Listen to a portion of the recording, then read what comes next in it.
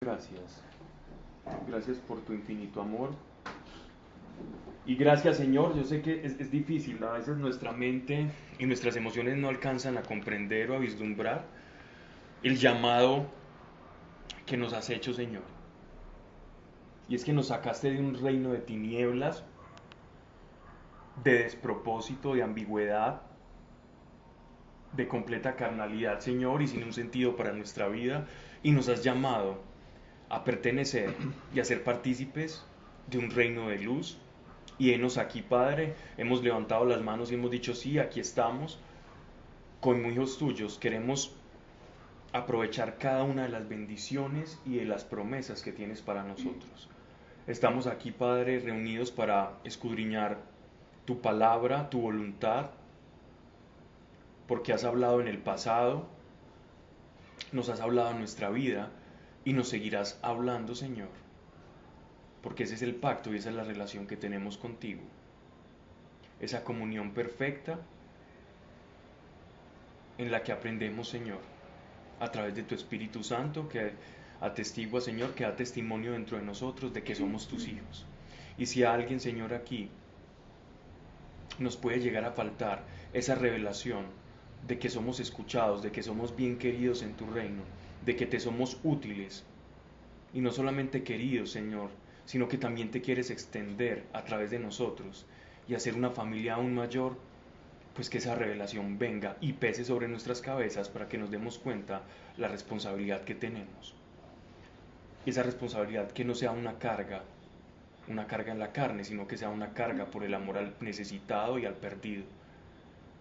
Y en eso se traduce tu evangelio, Señor, y por eso estamos acá reunidos. Porque queremos vivir mejor conforme a tu ley, conforme a la esperanza y a la revelación que tú has hecho de tu Hijo en nosotros. En el nombre de Cristo Jesús, amén. Así sea, amén. Bien.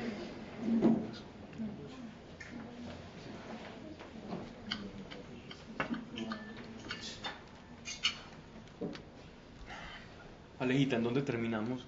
Si me ayudas, por favor. Capítulo 4, versículo 15 y hasta el 16. Capítulo 14.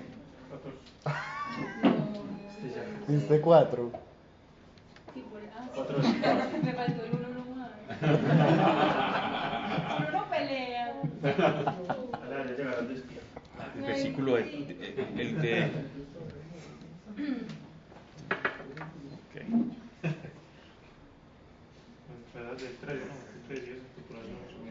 ¿Ese es qué pasaje? 13. El capítulo 13. Capítulo 14, versículo 13. Versículo 13, perfecto. Ahí voy a empezar.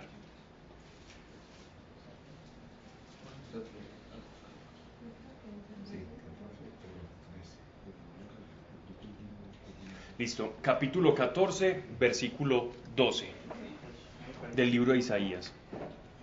Este es un pasaje que puede suscitar bastante polémica, pero casi que hay unanimidad teológica y dentro de los biblistas para saber a qué se está refiriendo. Vamos a empezar. ¿Cómo caíste del cielo, lucero brillante? Si ustedes ven en mi traducción, nos están hablando directamente del planeta Venus, ¿cierto? El lucero brillante es lo que usted ve, lo que los abuelitos llaman el lucero de la mañana, que no es nada más que Venus refractándose a través del Sol, y podemos ver el planeta Venus. Eso era conocido dentro de la astronomía de los babilonios, era conocido como el lucero del alba o el hijo del Sol. El hijo del Sol era para ellos el planeta Venus. Para ellos no era un planeta, ellos no tenían esas concepciones de planeta en ese tiempo, sino que para ellos era una luminaria más. Y era la luminaria, era como una especie de hijo que le antecedía al Sol. Era como un hijito pequeñito del Sol, que representaba a la deidad. Entonces, en algunas traducciones, y ahí es donde parte no la confusión, sino de donde se abre como esa interpretación a que este es el ángel caído, es decir, a que este es Satanás, es precisamente por la traducción griega, por la Septuaginta y por la Vulgata latina, que no hablan del lucero del alba o lucero brillante, sino que de una vez usan el sinónimo Lucifer. Entonces, no sé si en algunas traducciones, seguramente las que están las que están ligadas a la Vulgata Latina, la palabra es Lucifer. Me gustaría que me dijeran en algunas Biblias si leen diferente a la mía. ¿Cómo caíste del cielo, lucero brillante, hijo de la aurora? Lucero de la mañana. Mañana aurora está bien. Hijo de la mañana. Hijo de la mañana. En ninguna dice Lucifer. No.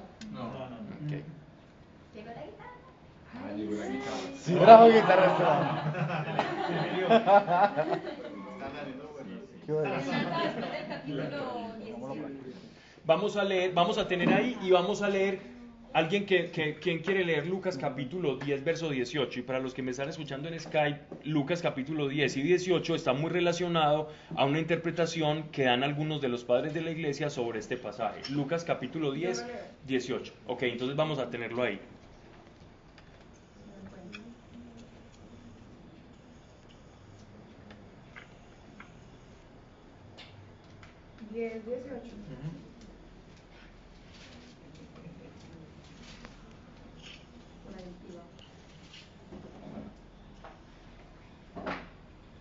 A lo que les respondió: yo estaba viendo a Satanás caer del cielo a manera de relámpagos.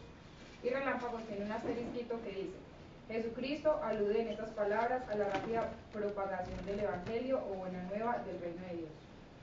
Ujú. Bueno, pero esa es la interpretación que dan ahí, ¿cierto?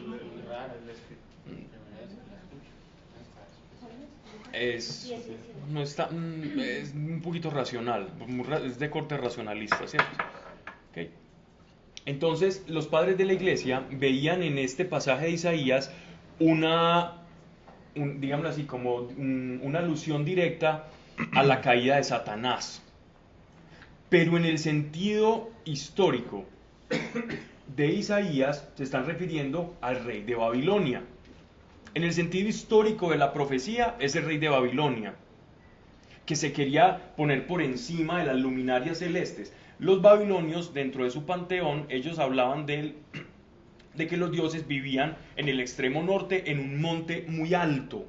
Y en ese monte muy alto estaba la morada de los dioses, como si el mundo fuera una tierra plana, envuelta en una cúpula, y sobre esa cúpula regían los destinos, el destino de la humanidad, diferentes dioses omnipotentes.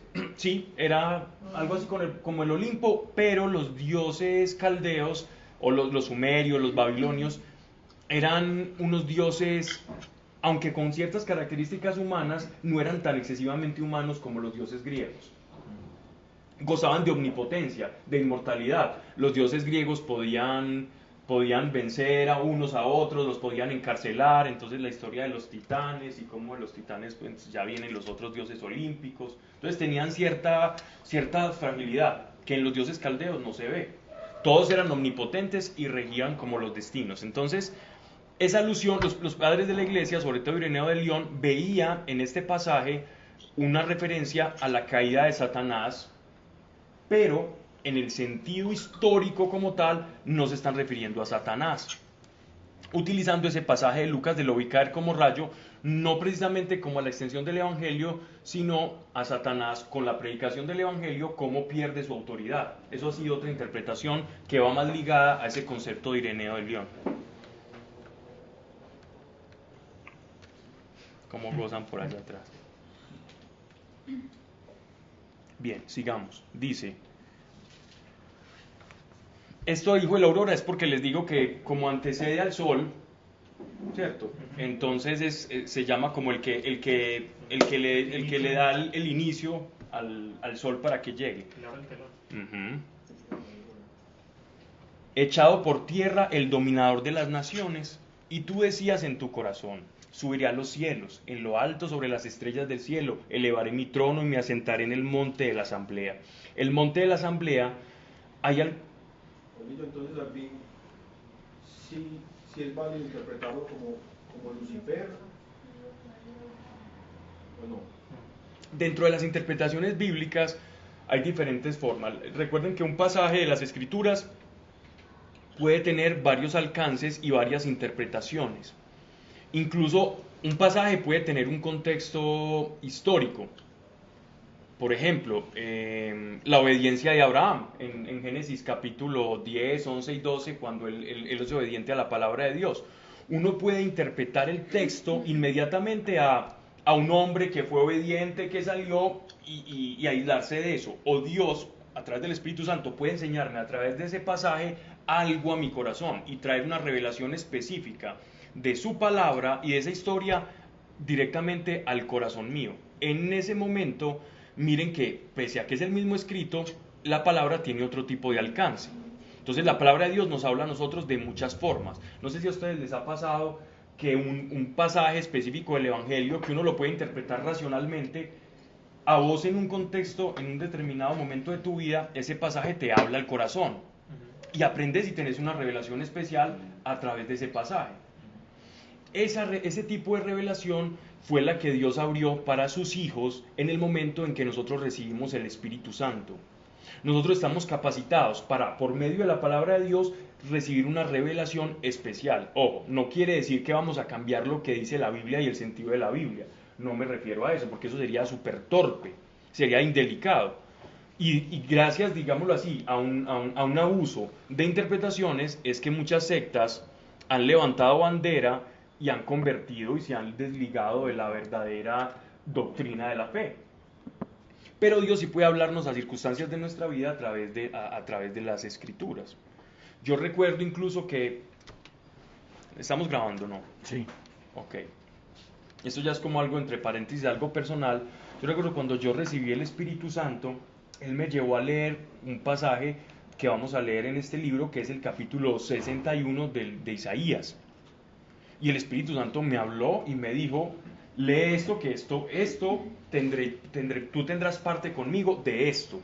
Eso es un pasaje que se refiere directamente si uno lo va a leer en su contexto inmediato, se refiere al ministerio de nuestro Señor Jesucristo como Mesías y a lo que Él iba a hacer.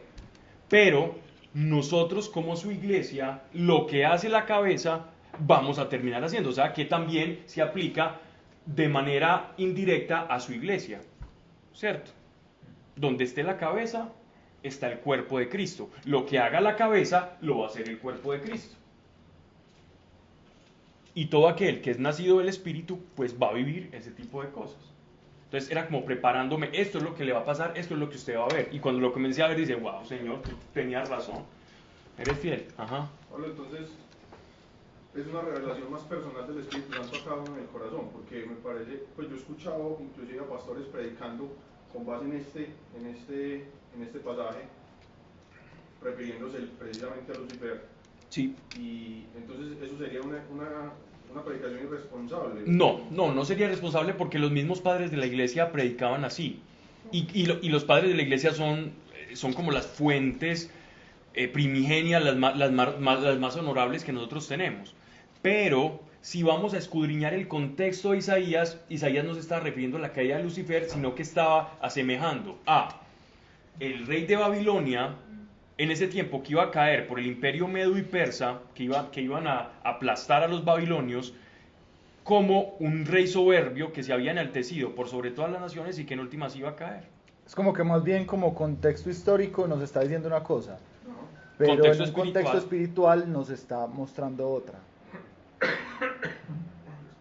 El apóstol Pablo nos hace notar muchos pasajes que ellos entendían de otra forma diferente al contexto histórico. Miren este pasaje que me parece increíble cómo lo interpreta el apóstol Pablo. Y Abraham creyó y le fue contado por justicia.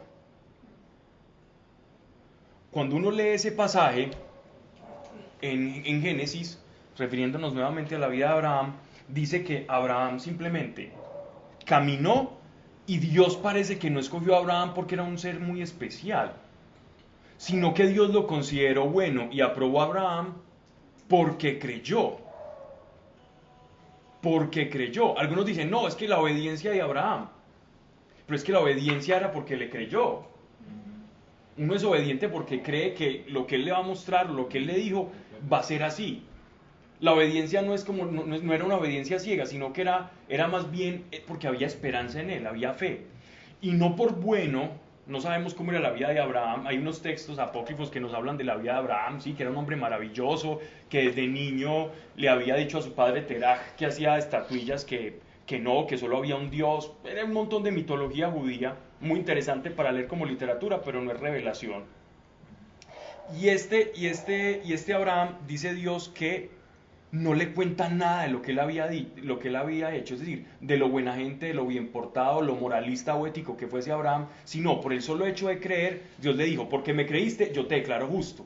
Y entonces, de la misma forma, el apóstol Pablo toma ese pasaje y nos enseña que en Jesucristo, Él toma lo vil y menospreciado del mundo, de manera que a nosotros Él no nos está llamando por buenos, sino que cuando le creemos en que Él murió por nuestros pecados y que es el Mesías, Él nos hace una declaración de justicia, por la cual no media nuestra bondad o nuestra moral, sin mediar nuestra moralidad, sino nuestra fe. Es por nuestra fe, y lo habla con un texto. Entonces miren que ese texto tiene un alcance de revelación en ese sentido para el apóstol Pablo, que él después nos facilita. Y en el contexto inmediato simplemente es un hombre que escuchó la voz de Dios y siguió. Pero miren cómo lo tamiza el apóstol Pablo y le da el significado espiritual a ese texto, ese alcance. Entonces podríamos hablar en este caso que ese ha sido el ejercicio de la iglesia. La corte más racionalista obviamente rechaza que eso tenga que ver con Lucifer. Y más dicen más hablan que el problema era que como los padres de la iglesia utilizaban la Vulgata latina y la Septuaginta griega que dice Lucifer, entonces ellos acomodaron ese Lucifer como a ese lo vi caer como rayo, como si fuera Satanás. Entonces lo podrían ver, de hecho Lucifer, y no me vayan a tirar piedras que esto lo dice la Biblia, a Jesucristo se le menciona como Lucifer. Lucero de la mañana. Exactamente, que es el lucero de la mañana. Porque Lucifer no era algo malo.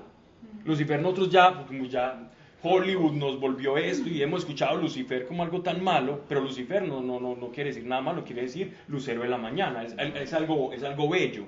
Es lo primero que usted ve, la primera luz que usted ve en el alba. O como la serpiente también. Exactamente, o también tenemos a la serpiente como algo terrible, estigmatizado, y son conceptos que a nosotros nos dicen y nos damos la bendición, ¿no? ¿Cómo está diciendo que Lucifer? Sí, es Lucifer. En Apocalipsis, recuerden.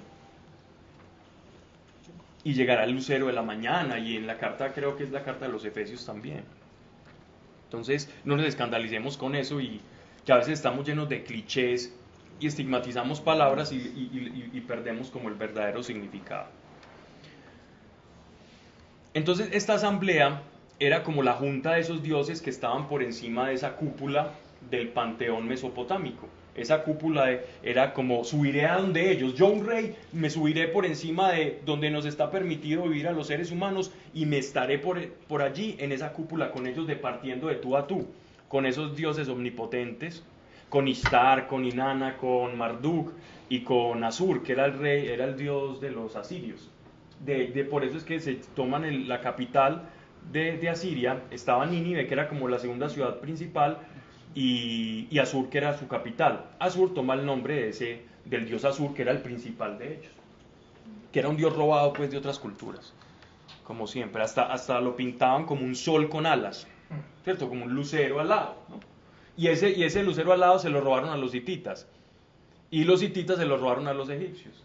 Entonces eso era una transmigración de dioses, y los únicos verdaderamente que tenían su dios genuino eran los israelitas. De resto era un revuelto impresionante.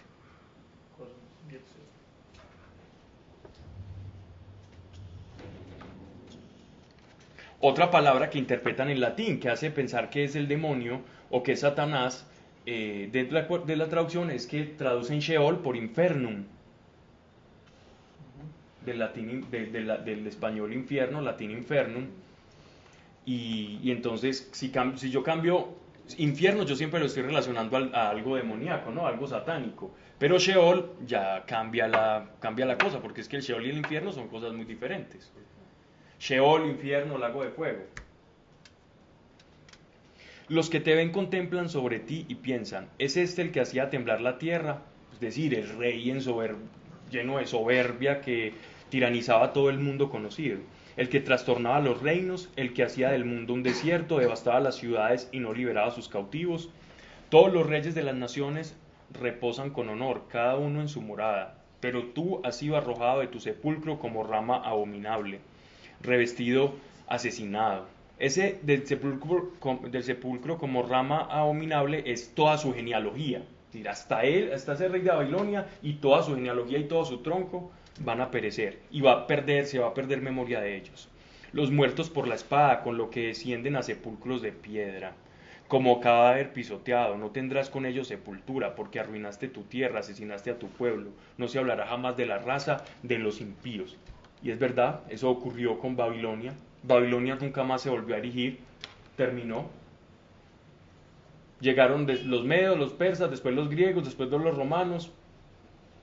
Y ese pueblo, esa nación se perdió como Babilonia.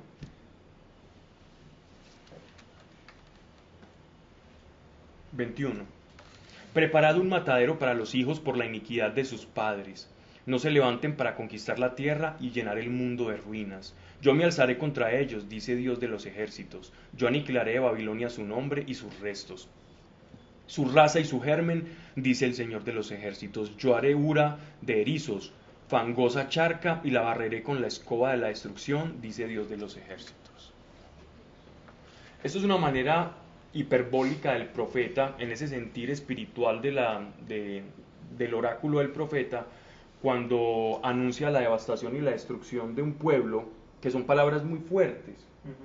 Pero esas palabras fuertes, ese es el lenguaje semita, el lenguaje en el que ellos comprendían, porque es un lenguaje que va muy directo a las emociones, y efectivamente desenmascara una realidad que es históricamente es ineludible y es palpable. Babilonia cayó y no se volvió a levantar. Verso 24. Dios de los ejércitos lo ha jurado, diciendo.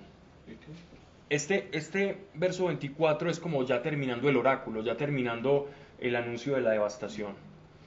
Sí, lo que yo he decidido llegará, lo que yo he resuelto se cumplirá. Destruiré al asirio en mi tierra y le hollaré en mis montes. Pasamos del año, recuerden el año en que estábamos en la deportación de Judá a Babilonia. ¿Recuerdan? Año 534. Sí, por ahí, 534, 538. Nos devolvemos al 700. Nos estamos devolviendo al 700. Ya. Él interrumpió la invasión asiria al norte de Israel y nos introduce en el capítulo 14 y 13 se nos introducen pasajes del destierro, la deportación a Babilonia, que fue mucho tiempo después. El imperio del norte de Israel duró 210 años, más o menos, con unos 19 reyes, contando 20 reyes contando a Salomón. 20 reyes duró la dinastía del norte. La dinastía de Judá duró mucho tiempo más, pero terminan cautivos en Babilonia. Aquí nos estamos retrotrayendo a 700 años, 704 años, 700, entre el 21 y el 27 antes de Cristo. 721 al 727 antes de Cristo. Estamos acá, ese es el marco de este pasaje, porque es indeterminado, no sabemos cuándo fue que murió el rey Acaz. El rey Acaz, algunos dicen que murió en el 21, otros dicen que en el 727, otros que en el 716, y de acuerdo a eso van interpretando históricamente las profecías. No hay unanimidad de criterio en esto, y vamos a explicar en qué. Dios de los ejércitos lo ha jurado diciendo, si lo que yo he decidido llegará, lo que yo he resuelto se cumplirá. Destruiré al asirio en mi tierra y le hollaré en mis montes. Y les quitaré de encima su yugo y arrojarán su carga de sobre sus espaldas. He ahí la resolución tomada contra toda la tierra. He ahí la mano tendida contra todos los pueblos. Porque el Señor de los ejércitos lo ha decidido. ¿Quién se le opondrá? Tendida está su mano, y ¿quién la apartará? Bien. Habla de ese yugo allá, es como, ¿a qué se refiere con yugo? Cuando en la Biblia hablan de yugo, ¿qué yugo es?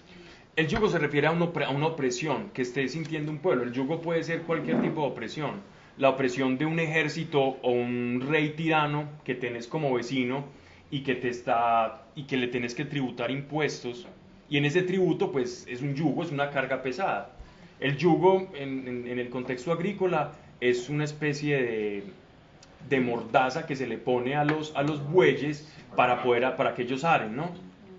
Entonces es pesado dependiendo de la carga. Y el yugo es molesto y no se pueden mover, sino hacia donde quiere el amo que ellos se muevan. Por eso en el Evangelio nuestro Señor nos dice que su yugo es liviano. Es decir, que Él no nos pone las cargas que la ley nos ponía. Y que cada quien cargue su cruz y le siga. Entonces aquí estamos hablando del reinado de Senaquerib, uno de los reyes asirios. Este rey Senaquerib era conocido como parte de lo que se llamó los sucesores de Sargón II. Sargón II fue quien empezó a impulsar, digámoslo así, esa carrera para adentrarse al reino de Israel. Ellos tenían una pelea casada en este momento, estamos hablando más o menos 717 antes de Cristo.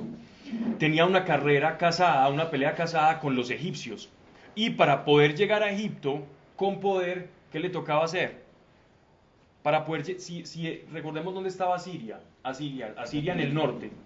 Si ellos querían llegar a Egipto, ¿por dónde tenían que pasar?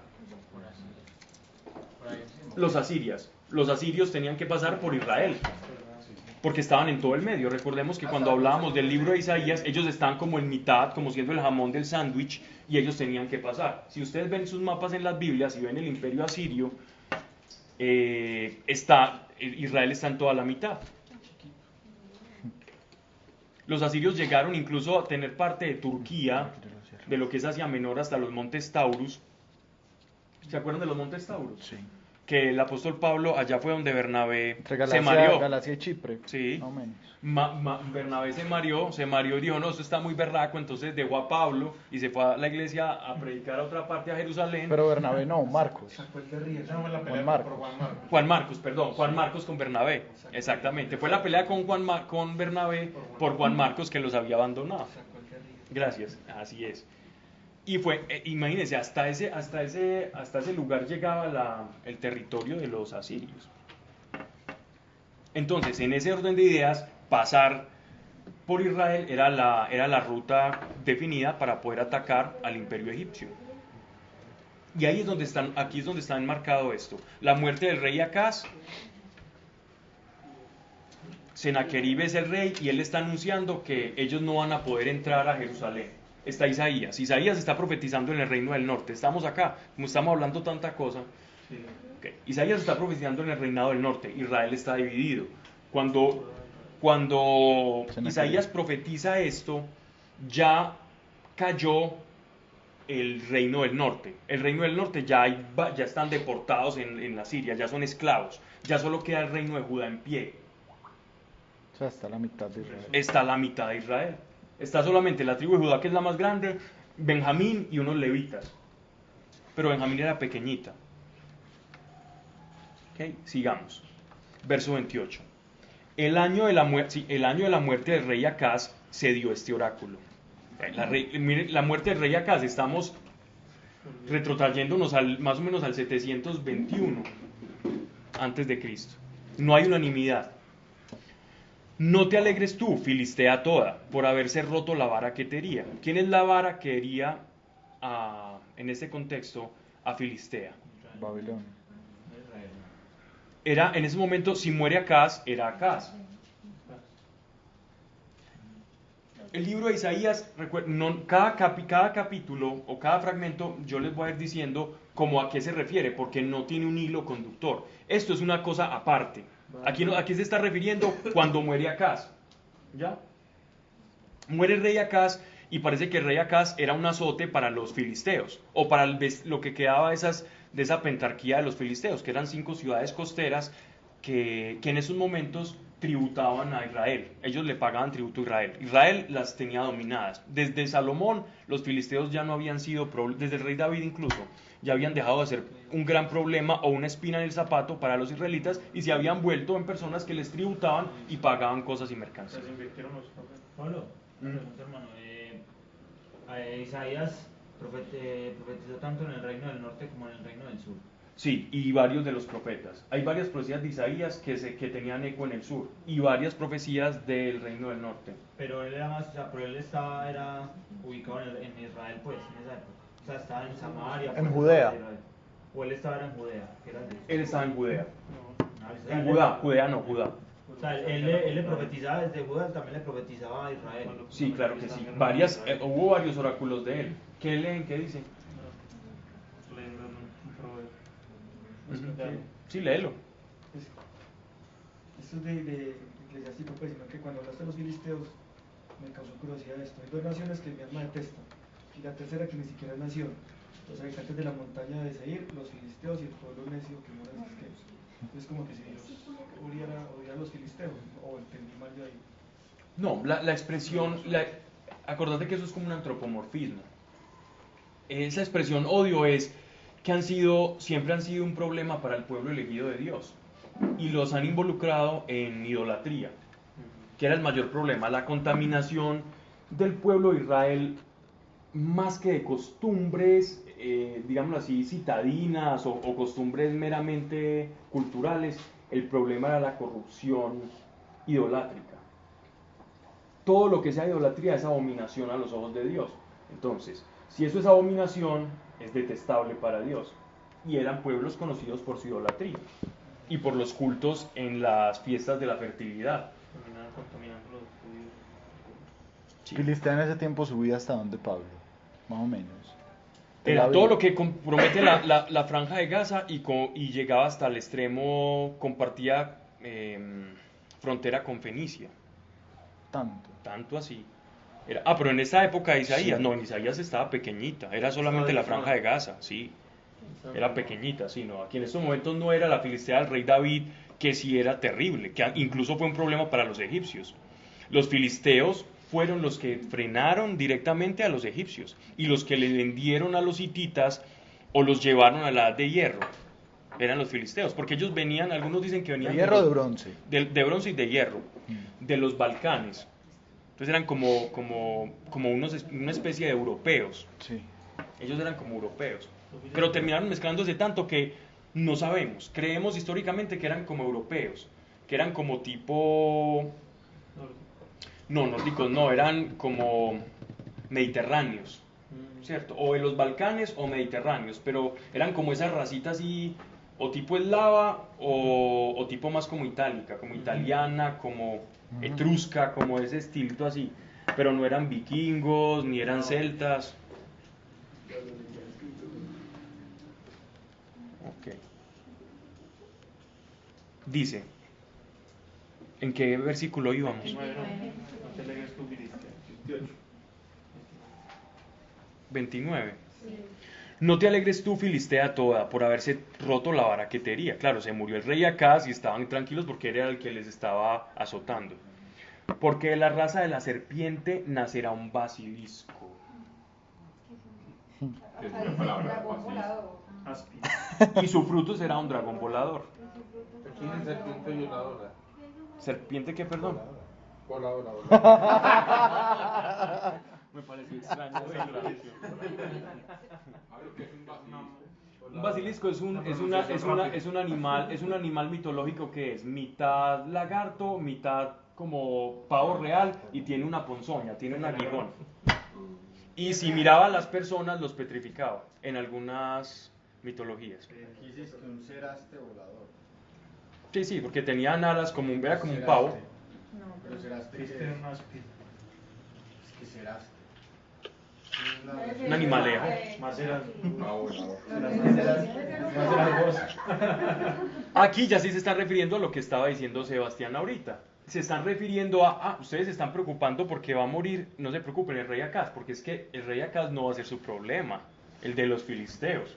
Es que resulta que los asirios, cuando vayan a entrar al reino de Egipto, van a ser el rey que va a ser después de, no sé si es Sargón II, Sennacherib, no se sabe porque dependiendo de si es el 721 o el 725 la muerte del rey Acaz, que no es precisa en las escrituras, va a ser Sargón II o Sennacherib, va a llegar, y efectivamente lo hizo, va a acabó con todo el Israel del norte, desde el norte, los deportó. Y a través de Israel del norte, pues va a llegar a Filistea.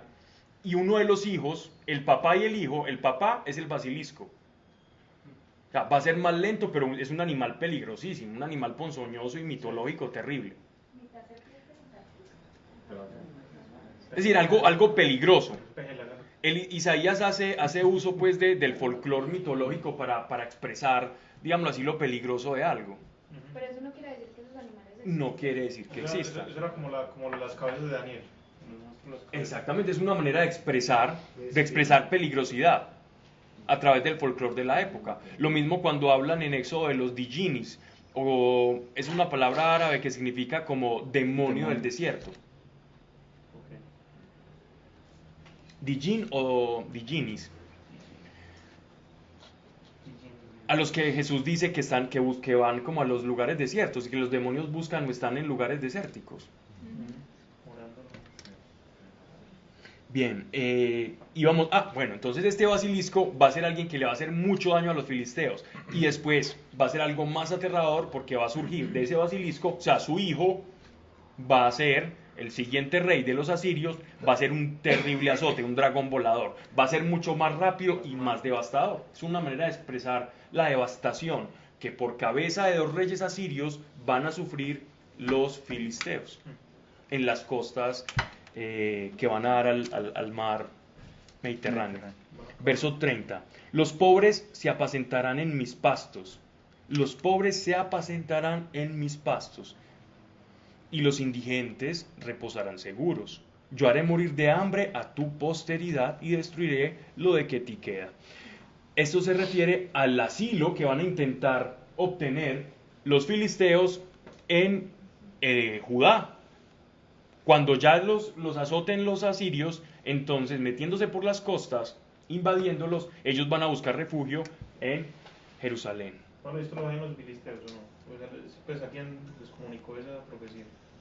Es muy posible que no. Estas elegías las pronunciaba el profeta Isaías para que el pueblo conociera el destino de las naciones y ellos pudieran como anteponerse a todo lo que iba a acontecer y saber que Dios tenía control. Entonces, si ellos estaban viendo que los filisteos se estaban burlando de ellos, porque seguramente se burlaban, porque ellos tenían intercambio comercial, él les decía, no se preocupen, porque miren lo que va a pasar.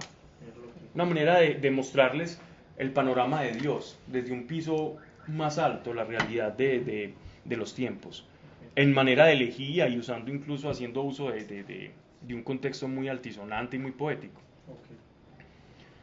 Y los indigentes reposarán seguros. Yo haré morir de hambre a tu posteridad y destruiré lo que de ti queda. Gime, oh puerta, grita, oh ciudad. Cae desfallecida, Filistea toda. Porque viene del Aquilón, o puede ser viento del norte o del norte, porque los asirios venían del norte. Aquilón eran los vientos que provenían del extremo norte, que le tenían tanto miedo a los navegantes, que ese fue el mismo Aquilón que hizo naufragar al apóstol Pablo en la isla de Chipre. Recuerdan que habíamos leído en Hechos de los Apóstoles que el Aquilón, que pasó todo eso, ese Aquilón es el que se refiere en ¿Chipre o Malta? Malta. Una humareda y ninguno se separará de sus batallones. ¿Y qué responderá a los mensajeros del gentil? Dios fundó a Sión, y ella se acogerán los desvalidos del pueblo. O sea, que la ciudad que se están burlando porque su rey ha muerto y están muy tranquilos, va a ser una ciudad de refugio para los filisteos. Pero, bien sabido es que ese refugio que Israel puede ser para otras naciones puede ser perjudicial para Israel mismo. ¿Por qué? ¿Por qué refugiar personas puede ser perjudicial para Israel? La contaminación. Porque puede empezar, la intención de mi corazón puede ser la compasión. Voy a tener compasión de un pueblo que está siendo arrasado. Bueno, y eso es pero ¿a quién me estoy trayendo? Y eso es lo que está pasando hoy al día con Israel. Podría ser. Podridito. Tel Aviv. Espiritualmente está. Tel Aviv es la ciudad turística gay por excelencia. Pesado. Sí. Sí, señor. Tel Aviv es destino, está como entre el tercer destino turístico por antonomasia de la cuna de la homosexualidad, pues por decirlo de alguna manera. Sí. Y hacen unas fiestas y unas cosas electrónicas terribles. Tel Aviv. Capítulo 15, versículo 1. Entonces, asirios ya están penetrando hacia Filistea y la están asediando. Estamos en ese contexto. Ahora, de una manera supremamente, es como una interrupción completa que hace un viraje que da Isaías, nos va a hablar sobre el reino de Moab. ¿Recuerdan Moab? En Génesis, vámonos a Génesis por allá. Moabitas. ¿Cómo nace? Sí, ¿cómo nacen los moabitas o cómo nace ese pueblo? A partir de la destrucción de Sodoma y Gomorra. Tiene que ver con Sodoma y Gomorra porque es completamente vecina. Los hijos de Lot. Ajá. ¿Y con cómo? las hijas. Con el El papá. incesto. Ajá. Ah, sí, cuando la acuestan. Sí, señores, No, muy bien. borracha. Las hijas de Lot, al verse sin descendencia, con quien procrear, entonces ven que su padre puede ser como la manera en que Dios les iba a quitar ese oprobio, porque el no concebir era una maldición para el pueblo semita. Entonces inventan pues como toda una estratagema Emborrachan al papá. y le dan descendencia. Qué decencia. Sin mucha decencia. Esa descendencia del pueblo de Moab, esa descendencia de ellos es el pueblo de Moab. Sí. La etimología o el significado de Moab tiene, eso lo han intentado ver por muchos lugares, ¿cierto? Desde los dioses, pero no están de acuerdo, entonces no hablemos de lo que no están de acuerdo. Pero es que era que no había más hombres. Fue cuando lo sacaron de Sodoma y Pero Gomorra. es que pareciera que después de la destrucción de Sodoma y Gomorra, lo digo pues no que así sea, pero me parece a mí cuando leo eso, que ellos como que pensaran que la destrucción no fue solo sobre esas ciudades, sino como una destrucción general. Sí. Y el temor de ellas es como, jue madre, tenemos que, como así como Noé repobló la tierra, como que en nuestras manos Bueno, está ya. repoblarla y no hay más hombres. Hmm. Entonces acostémonos con nuestro papá para tener Es que descendencia. ellos se fueron por una ciudad pequeña Zoar. a robar y ahí entonces él le dio miedo Sí. que no, de pronto también va a caer aquí fuego, entonces se fueron para el monte. Se fueron Y para el cuando monte. estaban en el monte fue que ellos lo emborracharon porque ya como que madre, se acabó la humanidad. Sí. Porque vamos en nosotros. Sí, y además tenemos que ver la concepción es como si a ti te llaman para una isla desierta y uno ve, se le hace a uno todo un mundo, ¿cierto? Nosotros ya las distancias las tenemos muy relativizadas debido pues a los medios de transporte contemporáneos, pero en esa época las distancias se medían en otro nivel, otras categorías. Caminar. Bueno, sí queda abajo. Hoy por ahí no te puede morir. Entonces para ellos era todo el mundo. La topografía. Moab queda en estos momentos donde es Al lado de- Jordania, es Jordania, Como cerquita al Mar Muerto. cerquita al Mar Muerto y al lado de un río. Moab es una estepa muy llena de agua. Vamos, Entonces ellos no estaban creyendo, porque vos decías que ahorita que se burlaban incluso de los filisteos no estaban creyendo. Es que los filisteos no creían. Lo que pasa es que Filistea no tiene Pues nada que ver Israel, con Israel, con el pueblo de La Dios. cercanía, pero nada más. Pero eso en esa Gracias. época no era algo condenable, ¿cierto? Porque la ley todavía no. Condenable Pues, o queda. sea, lo que ellos hicieron para ese momento. Con el Porque papá. no, digamos que la ley no había. No, sí, era Pues condenable, era claro. condenable en ese momento. Sí había, pues, había Claro. un principio que era. Claro que sí. Sí, puso la ley en el corazón, ¿no? Sí. Eso es lo que llaman los judíos y la iglesia ha llamado la ley de Noé, que es como una especie de idiosincrasia moral que ellos llevaban. Entonces, por ejemplo, esas relaciones incestuosas no las permitían. Es que acuérdate que la ley judía no solo se compone de la ley de Moisés, sino también está la ley de Noé, y pues y hay como varias partes dentro de las que El hecho de no comprende todo ese mezclarse, por entendimiento. ejemplo. Ellos, cuando Abraham le decía a los hijos, cuando le dijo a Isaac, cuando le dijo a Isaac, Así es. cuando le dijo a Isaac, ve y busca en las llanuras de Aram allá en Param, vaya, busque mujer. Exactamente, entonces mire que ya había como una especie de ley implícita, no explícita ni escrita, pero sí había una ley implícita, y esa ley implícita te lleva a conciencia, y todo lo que te lleve a conciencia, en cuanto yo lo vulnere, es pecado. Pero ahí no se mezclaban con otras tribus, eran de la misma, Eran la misma familia. Eran la misma familia. Ajá. Y de ahí sí hubo descendencia. Sí, claro. ¿Y De ahí qué salió pasó? Isaac. ¿De cuál? ¿Ah, sí? De las hijas incestuosas. De ahí nace. Ah, sí, Sí, Moab. claro, de ahí es Moab. Ahí nacen dos el pueblo de pueblos, Moab. Moab y el otro es Edom. Pero Edom viene más de Y Esaú. no fueron castigados porque eran Esaú. No fueron castigados, pero no hicieron parte del pueblo de la promesa. Es como que se... Y bueno, y entre comillas sí son castigados porque a fin de cuentas terminan teniendo varios pleitos como con Israel. Sí, claro. La desobediencia. La desobediencia trae consigo consecuencias. Y pequeños detalles terminan generando grandes cismas. Ejemplo, y esta es la historia conocida, pues el cliché, es Esaú y Jacob. Esaú y Jacob. Esaú pasó a formar parte de otro pueblo. ¿Ya? Esaú es toda esta parte también de Jordania, Moab, Edom. De hecho, la palabra Esaú y Edom guardan relación y tiene que ver exactamente, con suelo rojo, porque ese territorio tiene esa connotación. Y Esaú, ¿qué pasa? De Jacob, 12 mellizos. De Jacob proviene la bendición, el linaje de nuestro Señor Jesucristo, el Mesías. Viene el linaje de Jacob. De Esaú no viene el Mesías. Por lo tanto, ¿qué pueblo o qué simiente iba a tener una protección? El pueblo del cual iba a descender el Salvador de la humanidad, que es nuestro Señor Jesucristo. Más Edom y Moab terminaron perdiéndose en el tiempo y solo quedaron en esos momentos ruinas arqueológicas de que existieron 7 u 8 ciudades cercanas en donde ahora es Jordania. Y hay arqueólogos desenterrando cositas, pero el pueblo de Israel todavía persiste y vive y siguen teniendo los mismos ritos y la misma identidad nacional. Y todos estos pueblos perecieron.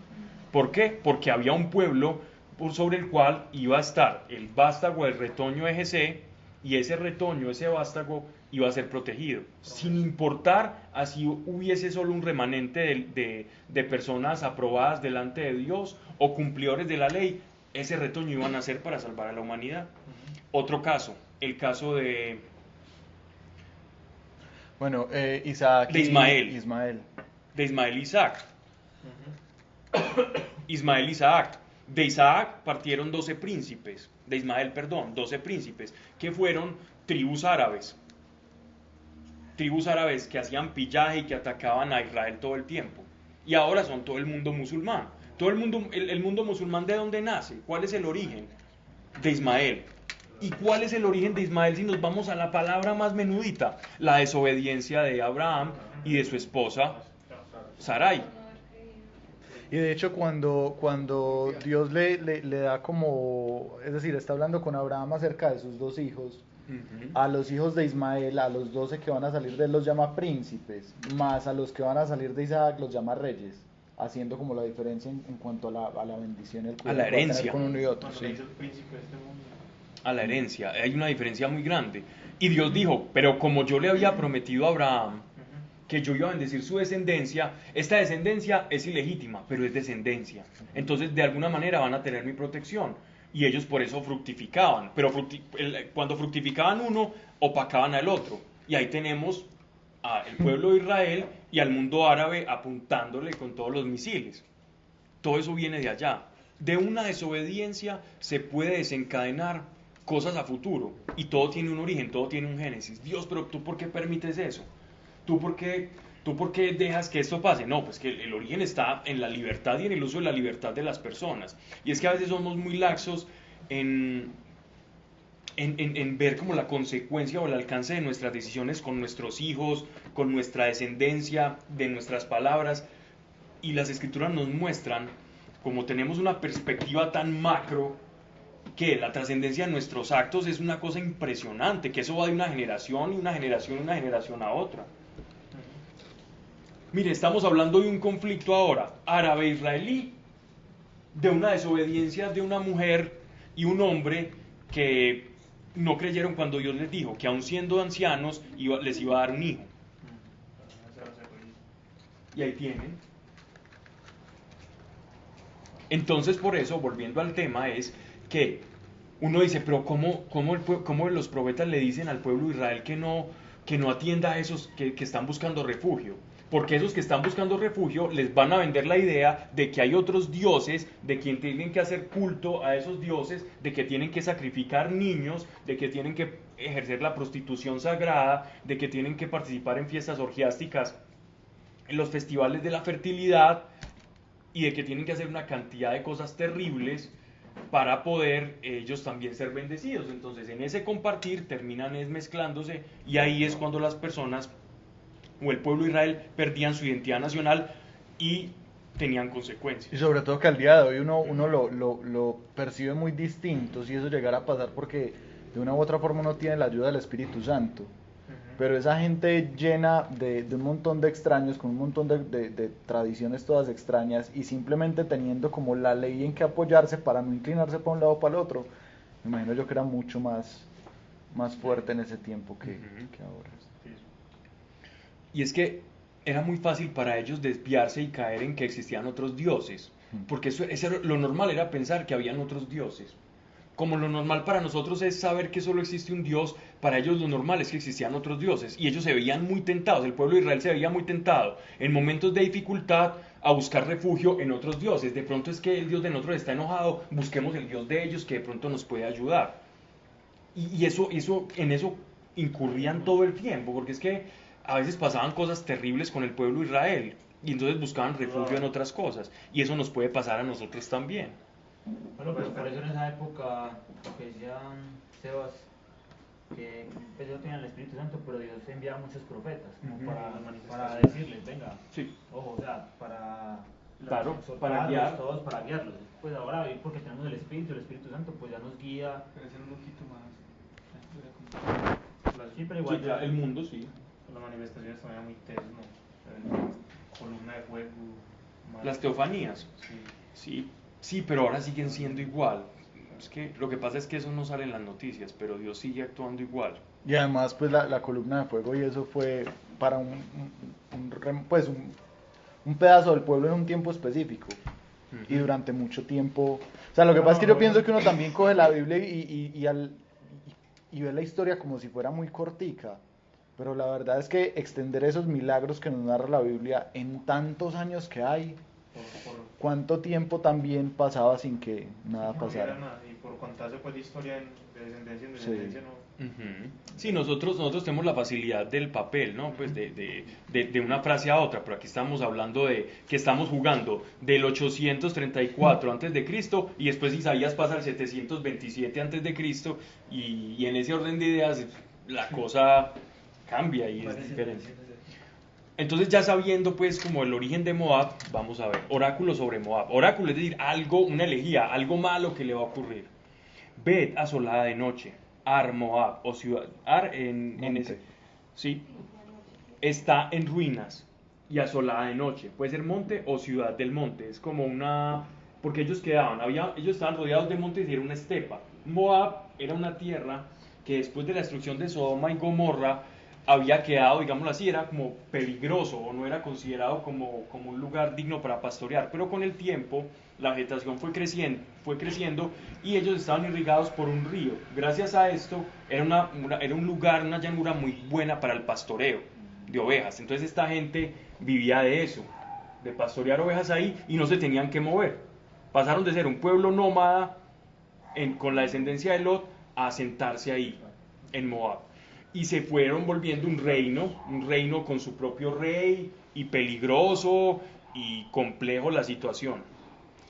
En esta época, Moab era muy posiblemente vasallo de Israel, ¿cierto? De Israel, pero Israel ya estaba siendo derrotado.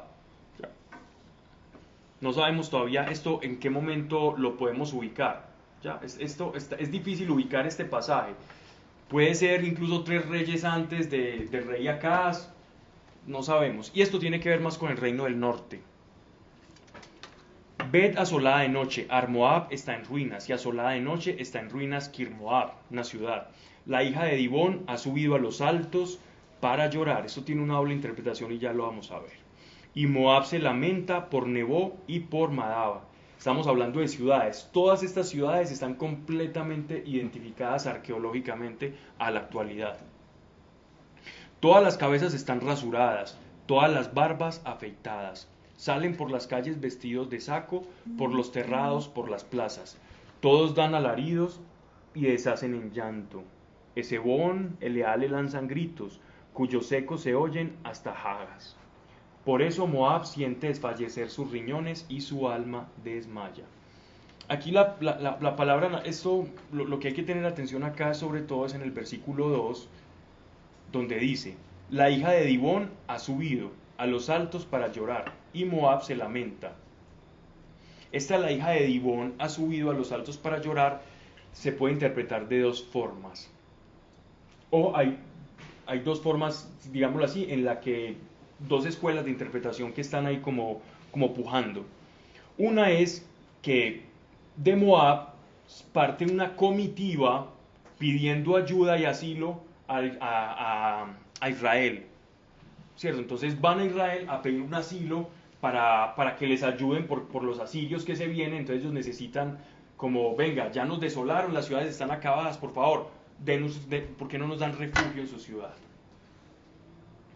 Otros dicen que fue una comitiva de personas que llevaron directamente a la hija del rey que había muerto, pero una comitiva llevó a la hija del que estaba reinando en ese momento a Moab y se le ofrece al rey de Israel, ¿cierto? Que se le ofrece ahí para protección, con una comitiva también como para ganar su benevolencia, seguramente con ganado.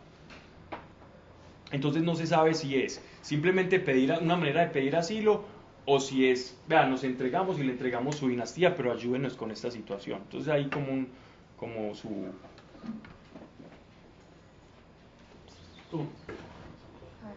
Bien. ¿Qué pasó? Que se iba a cerrar la puerta. Vamos a leer Segunda de Reyes, capítulo 16, versículo 7.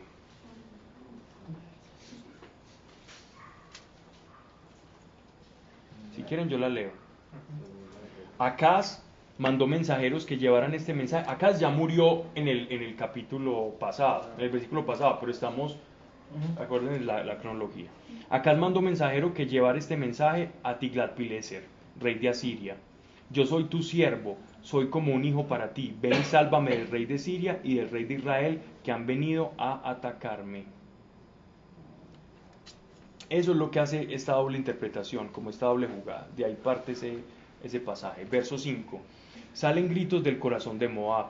Continúa la elegía de Isaías. Sus huidos llegan a Segor y a Eglat. Ciertamente suben llorando la cuesta de Lujit. En verdad por el camino de Horonaim van dando gritos de angustia. Están hablando de los territorios de Moab.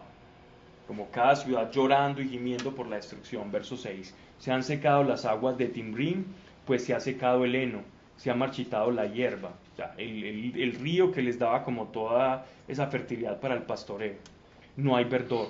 Por eso llevan sus ahorros y sus provisiones al otro lado del torrente de los sauces, pues el clamor rodea las fronteras de Moab. ¿Cuál es la frontera de los sauces? Es las fronteras directamente con, esa es la tribu de Rubén. Ya, a eso se le conocía como el camino de los sauces, a la tribu de Rubén que queda hacia el norte. Ajá. Pues el clamor rodea las fronteras de Moab. Los lamentos llegan hasta Eglaim y hasta Ber Elim llegan sus alaridos, porque las aguas de Dimón están llenas de sangre, y todavía mandaré sobre Dimón nuevos males. Nos están repitiendo una ciudad que ya nos habían hablado. Leones para los escapados de Moab y para los sobrevivientes de la tierra. Todas estas ciudades nos hablan en Génesis y en Reyes, son ciudades moabitas. Dale. Porque porque dicen cuando hay como una tragedia o algo, siempre hablan de que se vestían de silicio o se ceñían de silicio, pues cuando hay algo, porque, ¿a qué hace referencia? Al luto, se refería al luto y a la ceniza. Ellos se cubrían de ceniza el cuerpo en señal de luto. Y habían personas que andaban así durante días, guardando el luto. Normalmente lo hacían 3 días, que era como el día en que, el tiempo en que ellos creían que como que el nefesh o el hálito de vida salía de una persona. Donde murió el hijo de David. Cuando murió el hijo de David, él se cubre de ceniza. Y Esther también, ¿no? Cuando está hablando, cubre ceniza. Ok. Uno se puede poner a buscar todas estas ciudades arqueológicamente hablando y salen las fotografías de todas estas que hay libros y son buenos. En internet también hay cosas que estuve revisando y son fidedignas, son fieles, pues no son páginas clandestinas. Y muestran todos y hacen tours y todo eso. Bueno, estamos en Vamos para capítulo 16. Ok. Verso 1. Enviad la hija del Señor de la tierra desde la roca del desierto al monte de la hija de Sión. Esta roca del desierto se puede traducir también como Edom o como también una ciudad antiquísima que se conoce hoy como Petra. Petra o el camino de los nabateos. Pero se le pega más a Petra que a Edom. Sí, ¿no? por el hecho de ser roca. Sí. Lo que pasa es que también a Edom se le conocía por Sí. por el terreno rocoso, ese terreno yermo. Pero algunos dicen que lo asocian más a Petra. Petra es muy, muy, muy bonito. Enviada la hija del Señor de la tierra desde la roca del desierto al monte de la hija de Sión. O sea, desde Petra, Y dice desde Sela. sí también, Es otra ciudad. sí. Pero estamos hablando, la región es los nabateos. Petra era la ciudad principal de los nabateos. Los nabateos comprendían parte de los moabitas y todos los jordanos de la época. Lo que pasa es que a través de las generaciones han cambiado muchas poblaciones en el lugar, entonces no siempre son los mismos. Entonces por eso a veces es difícil identificarlos. Y sucederá que como ave fugitiva, comunidad dispersa, serán las hijas de Moab por los vados del Arnón. O Armón. Aquí dice Arnón, pero no sé. Arnón.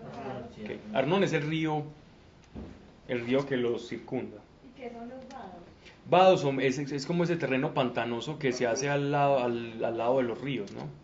Entonces que ellos ya tienen que pasar como llevando sus enseres y sus cosas, pidiendo refugio a Jerusalén, a Israel. Eso es lo que están contando acá. Una ciudad devastada, yendo hacia los vecinos del norte, hacia los primos, por Lot, pues cierto, que tienen a Lot como ascendente, y a pedir refugio a ellos. Pasando como con sus cositas por el río y por el pantano. Eso es lo que nos están describiendo acá. Pero que tiene que ver esa expresión al principio, enviar al cordero al programa de la tierra. Sí, porque ellos, esa comitiva, los que habían sobrevivido a ese ataque, ¿qué hacían? Llevaban lo poquito que tenían para ofrecérselo al rey de Israel como regalo para poder capturar su benevolencia y que les diera una tierra ahí para apacentarse mientras reconstruían su ciudad. Entonces ellos, ese enviad la hija del Señor de la tierra desde la roca del desierto al monte de la hija de Sión. ¿Cuál es el monte de la hija de Sión? Jerusalén. Jerusalén. Entonces iban directamente allá, a Jerusalén, donde estaba el rey. Venga, señores, ayúdenos con esta causa.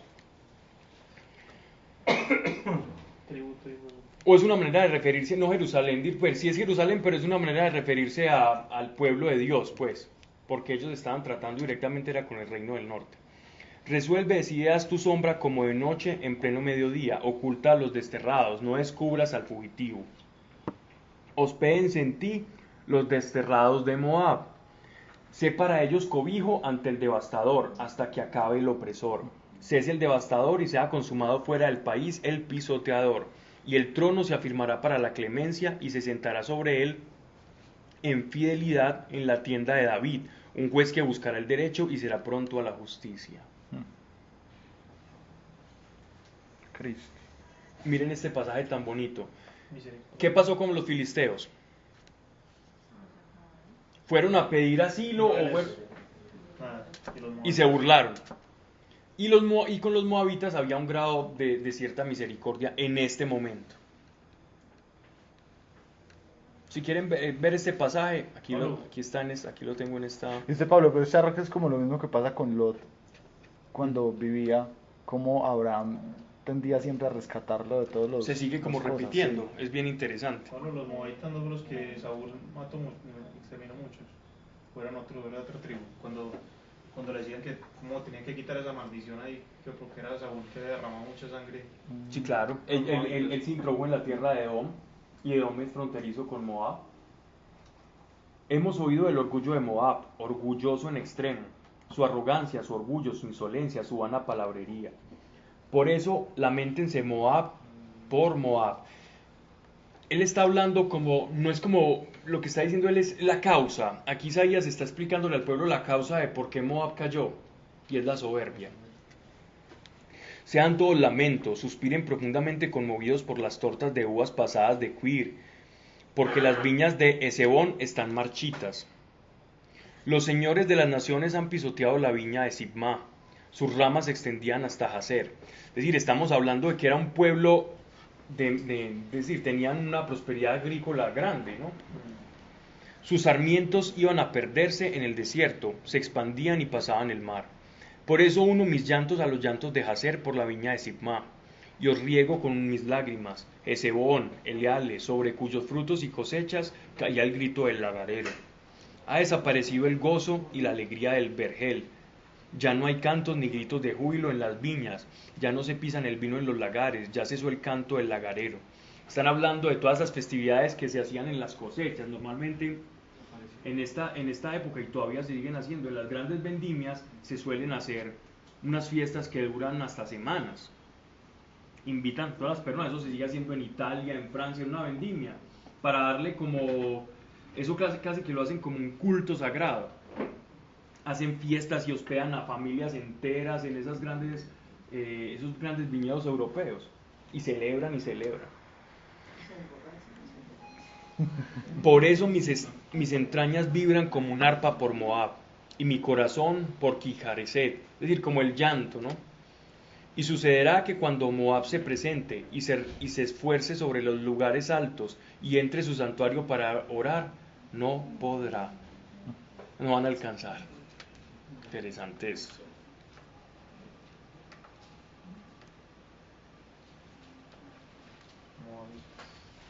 Uy, qué rico este clima. ¿Qué capítulo vamos ya? 16.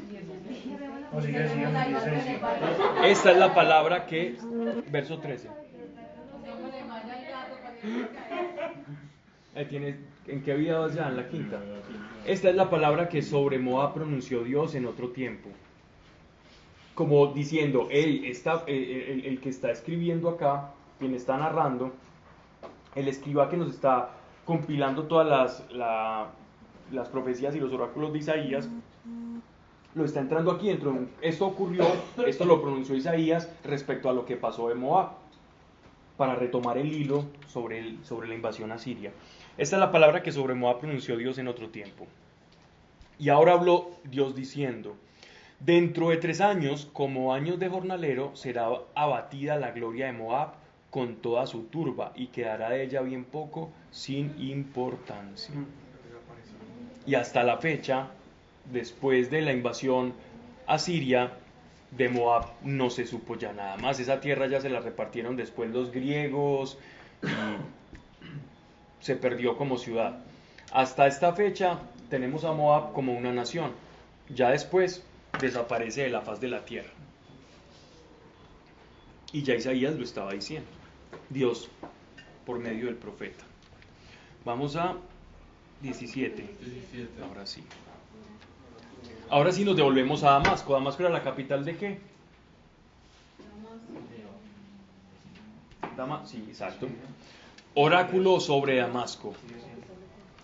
Ved a Damasco, borrada el número de las ciudades, no es más que un montón de ruinas. Sus ciudades abandonadas para siempre serán para los ganados, se tumbarán y no habrá quien los despierte.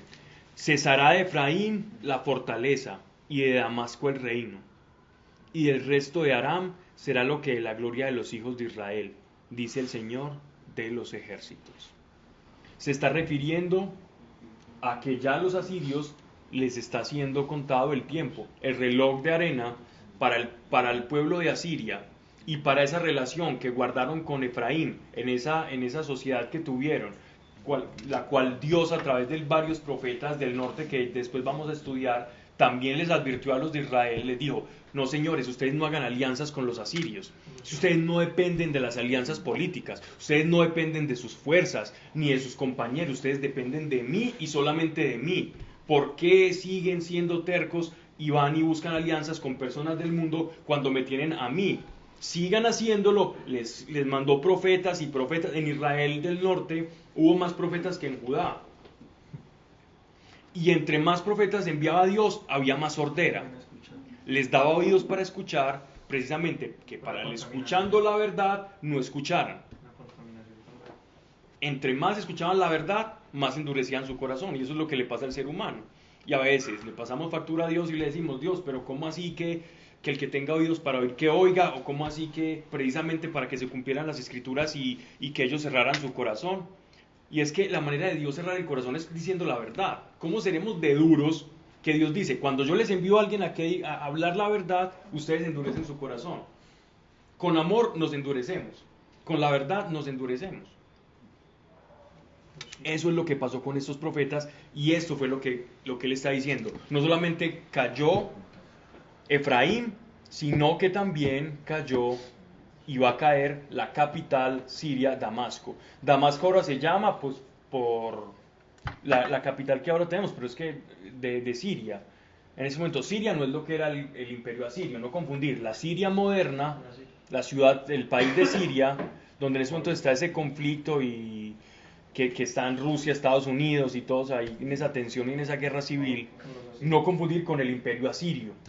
Esa ciudad simplemente se retomó ese nombre, pero no son los mismos habitantes semitas que habían en ese tiempo. Ahora eso está lleno, es una invasión árabe, es una invasión musulmana, de todas las correrías del año 1600 cuando los musulmanes comenzaron a fortalecerse y a invadir toda esa parte. Entonces eso es muy diferente en estas épocas. De hecho, el Líbano también es muy diferente de como era ahora. Fenicia es completamente diferente. No es la misma Fenicia, no es el mismo fenotipo de población.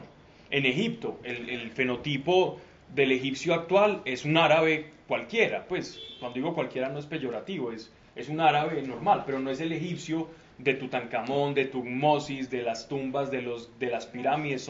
Es otro fenotipo racial el que habitaba en esa época.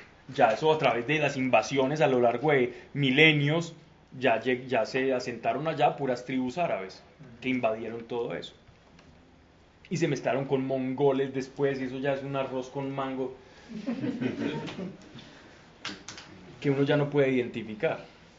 Más puede identificar uno el fenotipo judío, sí, porque ellos se conservaron un poquito más. Algunos, ya después tampoco, porque ya después están los askenazí, los sefarditas, entonces los unos se mezclan con europeos, entonces ya hay unos monitos y los otros así, y eso se va como perdiendo. No sé por qué estoy diciendo todo eso, pero entra. Sí, gracias. Oráculo sobre Damasco. Ve a Damasco borrada del número de las ciudades, ¿ok? Entonces, ¿por qué existe Damasco ahora? No es la Damasco de antes, es una cosa completamente diferente.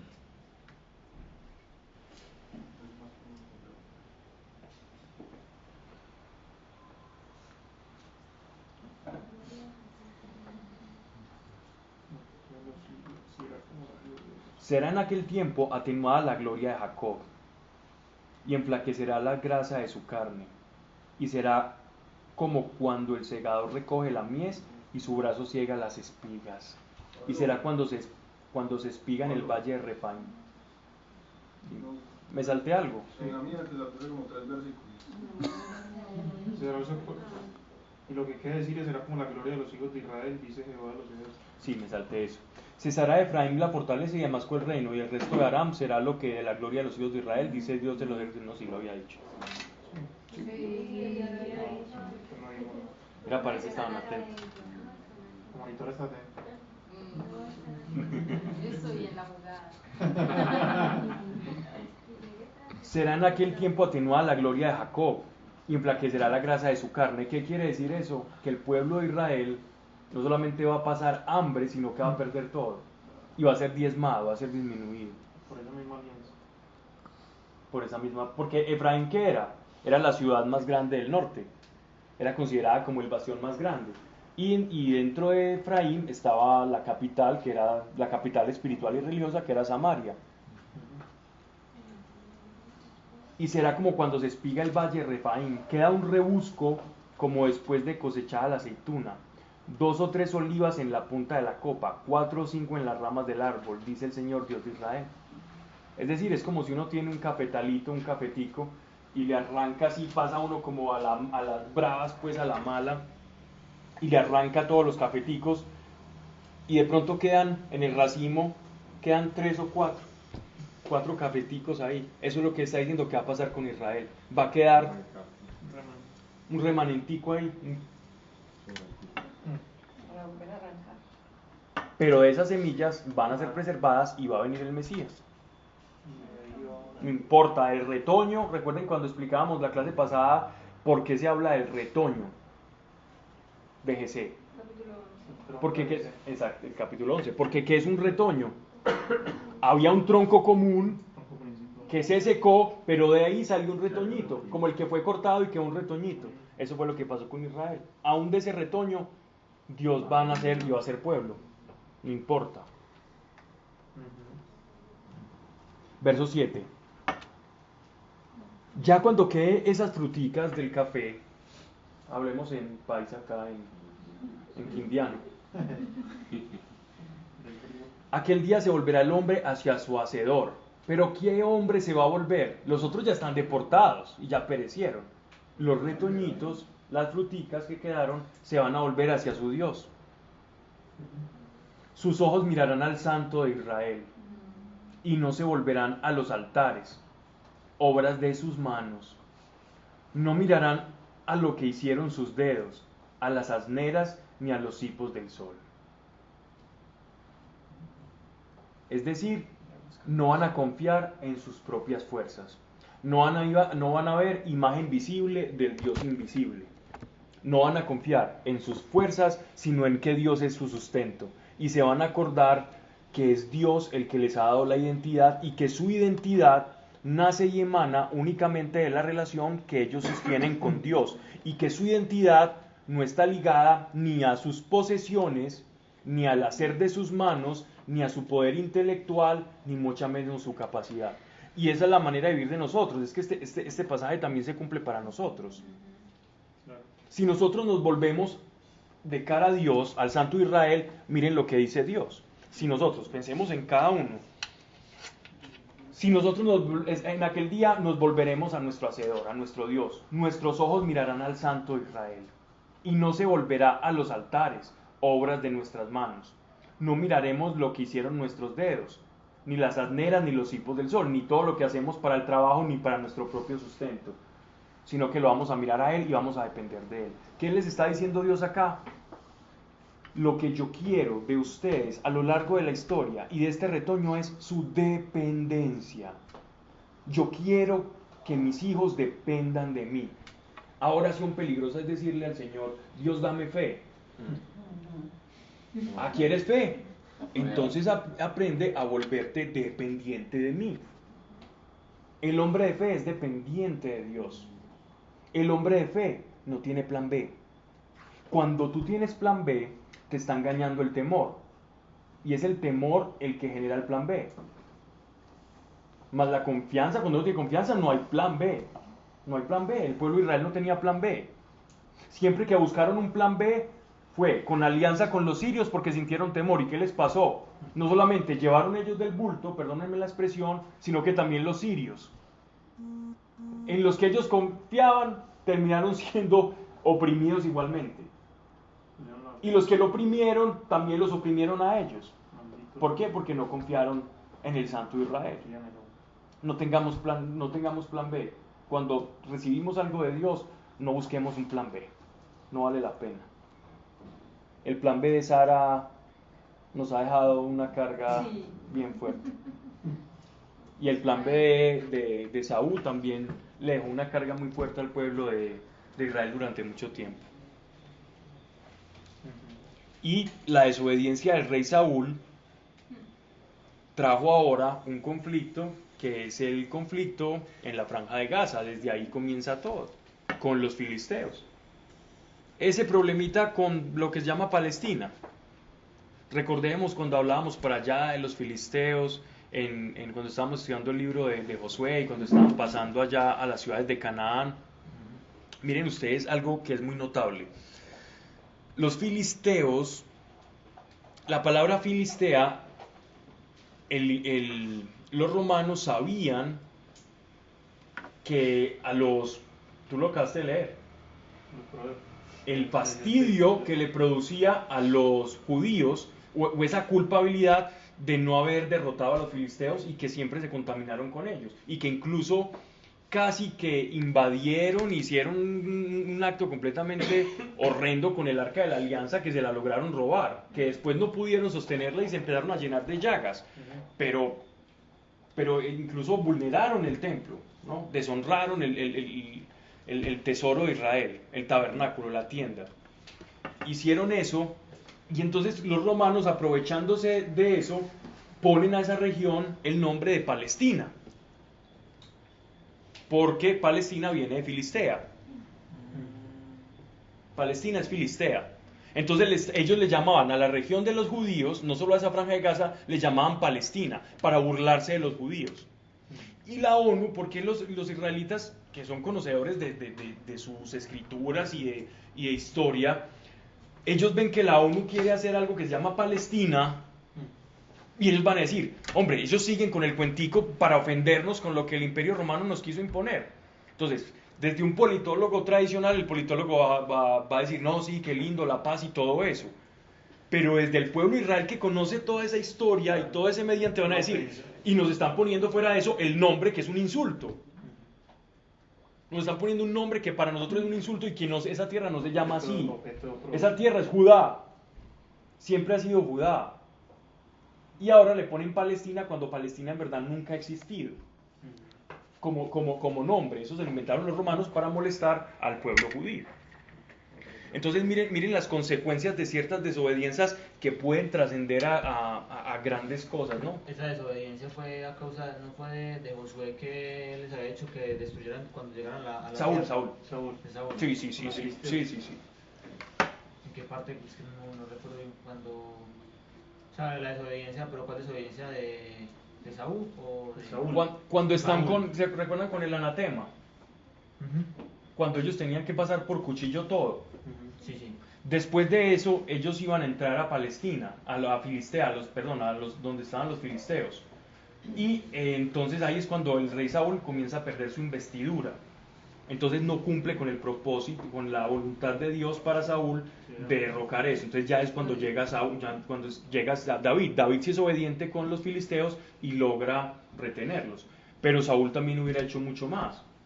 ¿Sí me hago entender? Entonces siempre las desobediencias hacen que la bendición se retrase. Y después culpamos a Dios y parece como que los culpables fuimos nosotros. ¿Ok?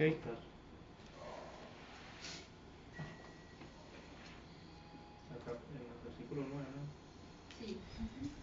Versículo 17. Miren lo que pasó en Segunda de Reyes, capítulo 16, verso 10, lo voy a leer, refiriéndose un poquito a este pasaje. Lo que hizo el rey Acaz con los sirios para congraciarse con ellos. El rey Acaz fue a Damasco a reunirse con Tiglat-Pileser, rey de Asiria. Cuando vio allí el altar que tenían en Damasco, mandó un modelo y el diseño de altar al sacerdote Urías.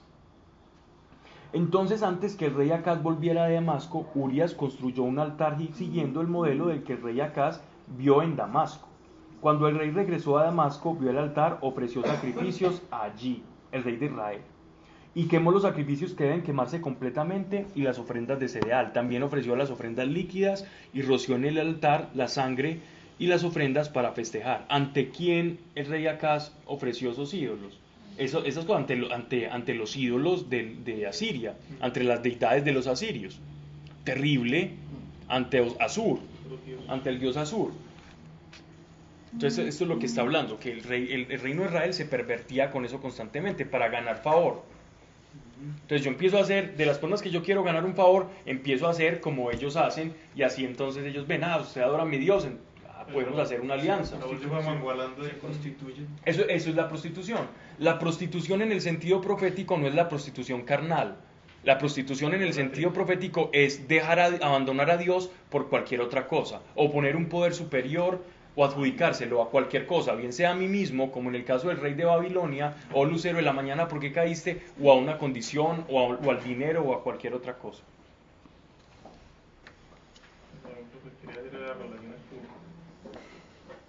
Verso 9.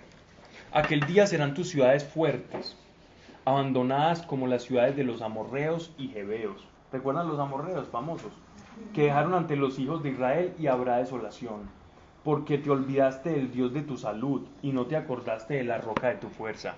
Por eso plantaste los jardines de Adonis y los sembraste de pámpanos extranjeros. Y el día mismo que los plantaste, los cercaste. Estamos hablando de lo que acabo de leer en Segunda de Reyes que hizo el rey Acaz. Los cercaste y en la mañana hiciste florecer a tu semilla. Se desvaneció la cosecha en el día de la angustia y el dolor es irremediable.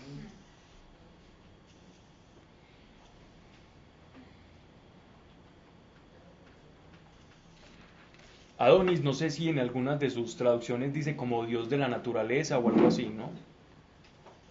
Plantas hermosas y Era como un dios que que ellos tenían los asirios para hablar como de la renovación de las plantas, de las estaciones y todo esto. Hay estruendo de muchos pueblos, braman como el bramido del mar, estrépito de naciones como el estrépito de aguas copiosísimas. Y le increpa y huye lejos, aventado como el tamo de las montañas ante el viento, como el remolino del polvo por el huracán. A la hora de la tarde será el espanto, y antes de la mañana habrá desaparecido. Esta será la suerte de los que nos despojan, la suerte de los que nos saquean. Estamos hablando nuevamente de lo que le va a acontecer a los asirios. Vamos a leer, este es el capítulo 37 de Isaías. Pero, ¿qué está pasando aquí? Aquí ya estamos, para contextualizarnos, ya Israel del norte no existe y queda un bastión que es la ciudad de Jerusalén, es una ciudad amurallada, y Sennacherib era el rey que estaba invadiendo en ese entonces, era el basilisco, ¿recuerdan? El tal basilisco estaba intentando invadir y Sennacherib no pudo entrar a Jerusalén. Jerusalén logra resistir el asedio de los asirios y a ellos les toca devolverse con el rabo entre las piernas. ¿Es esto lo que él está hablando? Judá, o sea, ahí sería Judá. Judá, perdón, sí, Judá, sí, es Judá, es el reino del sur. Vamos para el capítulo 18. Siento que estoy repitiendo tanto lo mismo, pero es que es lo que repite el señor Isaías.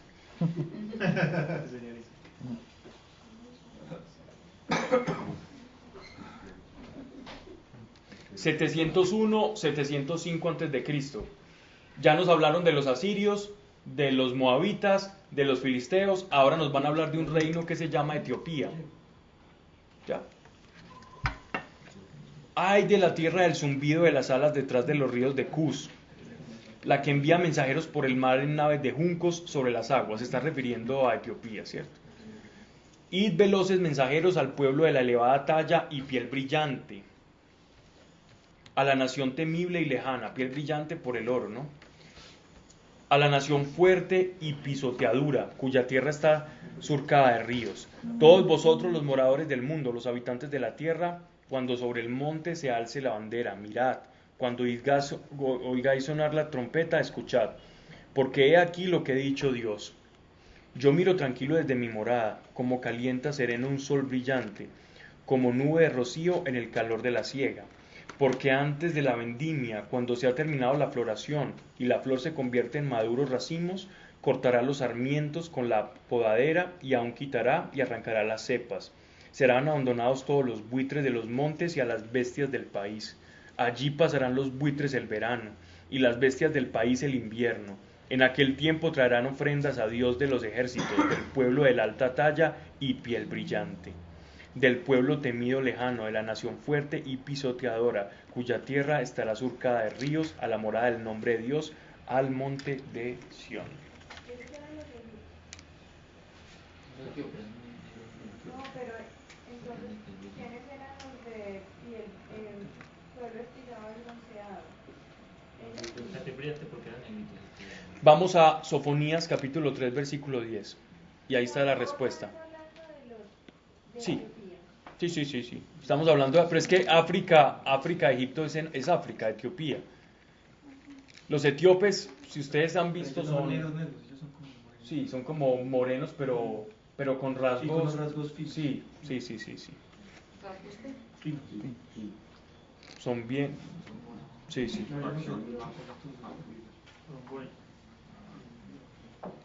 Y también habían tribus beduinas de mucha talla, también en Etiopía. En Etiopía no solo estaban los morenos esos, sino que también habían personas de mucha talla.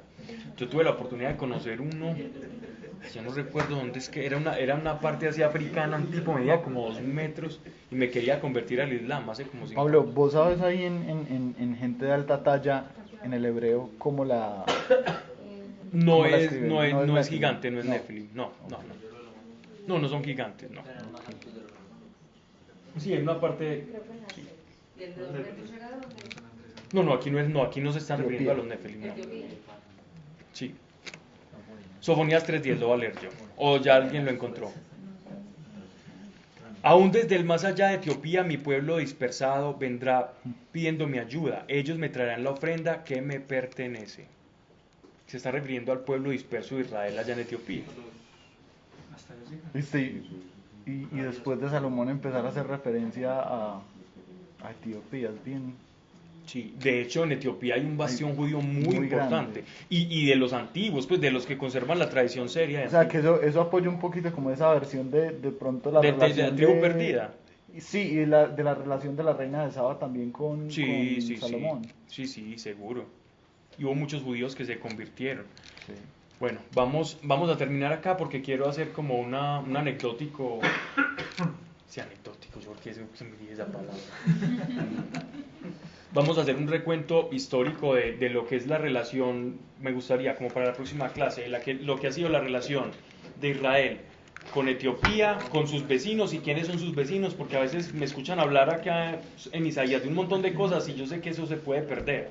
Pero si yo hablo quiénes son los vecinos al sur, al norte, en qué pasó con estos, qué pasó con aquellos, cuando leamos Isaías va a ser más fácil. Quería leer Crónicas, pero me parece que interrumpíamos mucho el Isaías.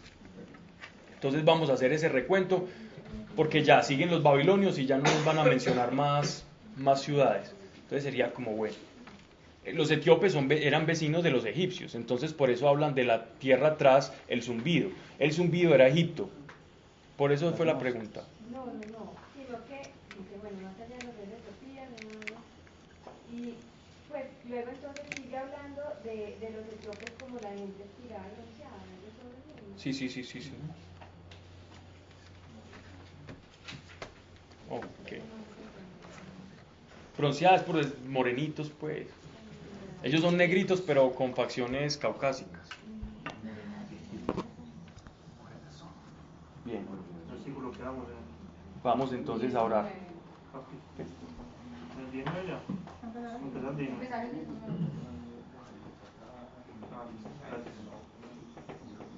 Falta la guitarra del compañero, ¿no? Y venga su David no cantó. Todavía está orando ya. Tenemos 5 minutos. Padre nuestro, te damos gracias. Gracias por tu revelación, Señor. A veces es lo que hablaste a través de tu siervo Isaías, Señor. Hemos visto, nos has dado luces al respecto. Hay consecuencias, Señor, de cada acto, de cada palabra. La desobediencia trae consecuencias, Señor. Mas tú siempre, Padre, tienes una salida. Y siempre nos estás diciendo que volvamos nuestros ojos hacia ti. Y te pedimos, Señor, que en nuestro día a día, a través de tu Santo Espíritu, que mora en nosotros nos muestre, Señor, la trascendencia de nuestros actos. Y danos una mano, Señor, en la toma de decisiones y ayúdanos a escuchar tu voz. Señor, gracias te damos, y que no se haya dicho aquí alguna cosa que no esté conforme a tu voluntad o a tu palabra. Si es así, Señor, sácala de nuestra mente y sobre todo de nuestro corazón, y que esta palabra o esta revelación y las escrituras no sea para tener un mero conocimiento intelectual, sino que puedan ser puestas por obras, y estas obras, Señor, que sean los frutos de tu Espíritu Santo, así como lo has dejado establecido en el nombre de Cristo Jesús. Amén. Bien, muchas gracias. Gracias. Ahora sí,